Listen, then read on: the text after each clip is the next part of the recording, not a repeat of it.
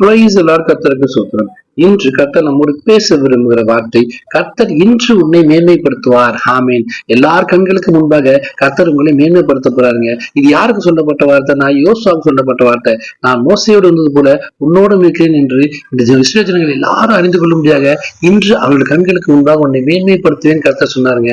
யோர்தான் நதி கரை புரண்டு ஓடிய யோர்தான் நதியை ஆசாரிகள் அந்த உடன்படிக்கை பற்றி சுமந்து கொண்டு கால் வைத்த மாத்திரத்துல அந்த நதி ரெண்டாக பிளந்தது. அதை கடந்து போனார்கள் இஸ்ரவேல் ஜனங்கள்.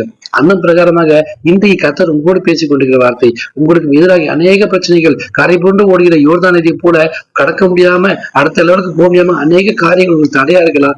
இன்னைக்கு அவருடைய உடன்படிக்கை பற்றியாக நீங்க மாறுங்க. அவருடைய நாமத்தை சுமந்து கொண்டு, அவர் வசனத்தை சுமந்து கொண்டு, அவர் மகிமையை பிரசனத்தை சுமந்து கொண்டு, நீங்க எடுத்த எல்லா அடிக்கும், எடுத்த எல்லா ஸ்டெப்புக்கும் கர்த்தர் உங்களோடு இருந்து எல்லா ஜனங்களுக்கு கண்களுக்கு உண்டாக இன்று இருந்து மேன்மைப்படுத்த போறாரு.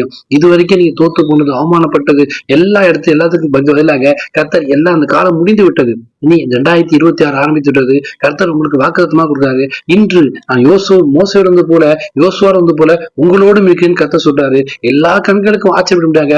எல்லாரும் பார்த்து ஆச்சரியப்படுறாங்க. கண்களுக்கு முன்பாக கர்த்தர் இன்றிலிருந்து உங்களை மேன்மைப்படுத்த போறாரு. அது ஊழியமா இருக்கட்டும், வேலை ஸ்தலமா இருக்கட்டும், படிக்க இடமா இருக்கட்டும், உங்க குடும்ப சூழ்நிலை, நண்பர் மத்தியில் எங்க இருந்தாலும் பரவாயில்ல, அவர் வசனத்தை சுமந்து, அவர் வார்த்தையை சுமந்து, உடன்படிக்கை பற்றி சுமந்து கொண்டு நீங்க நடக்கும்போது கர்த்தர் நிச்சயமா உங்களை ஆசீர்வதிப்பார். எல்லா கண்களுக்கு முன்பாக உங்களை மேன்மைப்படுத்துவார். விசுவாசத்தோடு ஆமையை பெற்றுக் கொள்ளுங்கள். God bless you.